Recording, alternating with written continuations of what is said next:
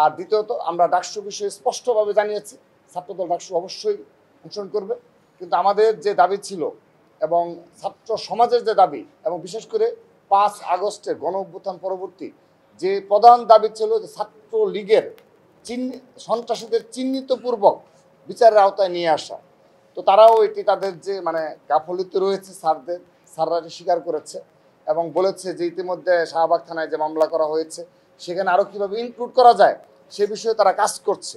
যদিও ডাকসুর প্রক্রিয়া শুরু হয়ে গিয়েছে কিন্তু তারা কাজ করছে, তো এটি তারা বলেছে যে যে মানে তাদের গাফলিতে রয়েছে।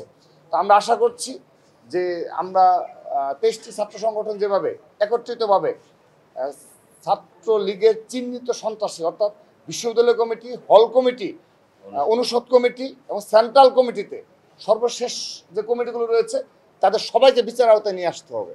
পরবর্তীতে এখান থেকে যারা কেউ 5 আগস্টের পরবর্তী বাস্তবতায় কিংবা জুলাই আগস্ট গণ অভ্যুত্থানে তারা সম্মুখসারিতে ভূমিকা রেখেছে যদি কেউ থেকে থাকে সেটি প্রমাণ সাপেক্ষে তাদেরকে বাদ দেওয়া হবে। আর যদি কোনো সংগঠনের মাঝে গুপ্ত থেকে থাকে তাদেরকে বিচারের আওতায় নিয়ে আসতে হবে। তো তারা আশ্বস্ত করেছে এই কমিটিগুলো সবগুলি তারা জমা দেবে।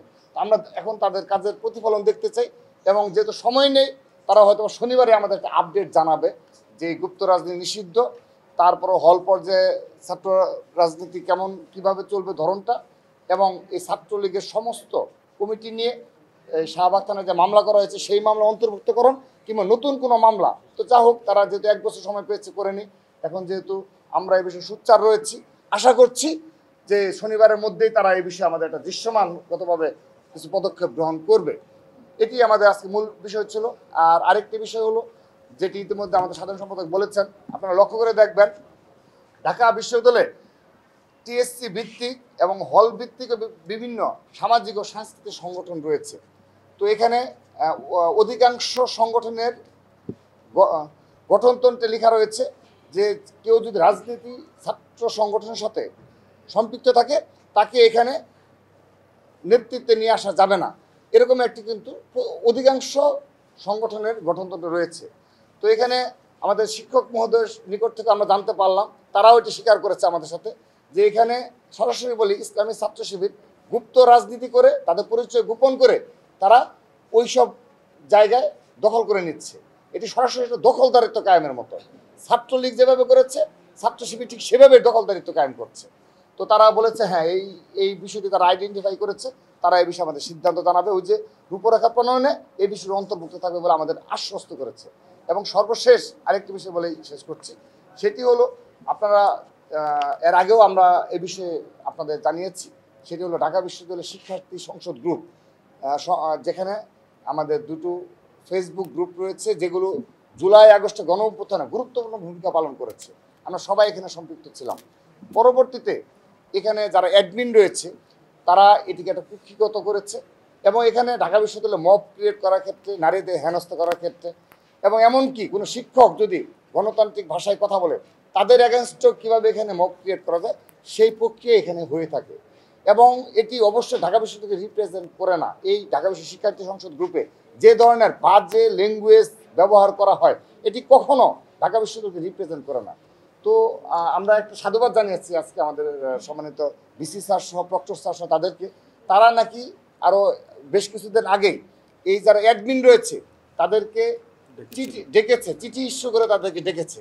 তো আমরা তাদের জানতে চেয়েছিলাম যে চিঠি ইস্যু করে ডেকেছেন কিন্তু মিডিয়াতে কেন আসলো না। তো যাই হোক এটাও তারা গোপনীয়ভাবে করেছে, তো এটি তাদের ঠিক হয়নি যে গোপন প্রক্রিয়া অনুসরণ করার জন্য। তো আজকে জানাচ্ছি তারা আমাদের অবহিত করেছে যে ঢাকা বিশ্ববিদ্যালয় শিক্ষার্থী সংসদ গ্রুপের যারা অ্যাডমিন রয়েছে তারা যাদের বিরুদ্ধে অনবরত অভিযোগ রয়েছে এবং সেই অভিযোগের সত্যতা বিসি স্যার স্বয়ং নিজে পেয়েছেন।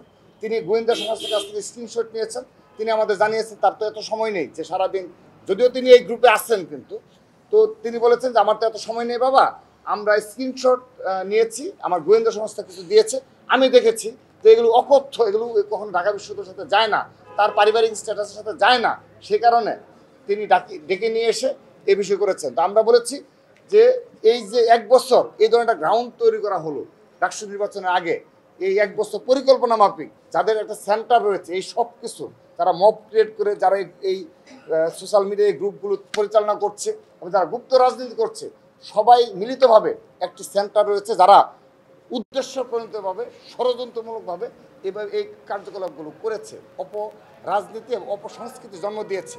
তো সে কারণে এই দুটি গ্রুপের বিষয়ে তারা আইনানুগ ব্যবস্থা নেবে আমাদের আশ্বস্ত করেছে। প্রক্টর স্যার বলেছে তিনি নাকি একটা জিডিও করেছেন, তো আমরা একটা সত্যতা নিরূপণ করতে পারবো না, আপনার তার কাছে চাইতে পারেন।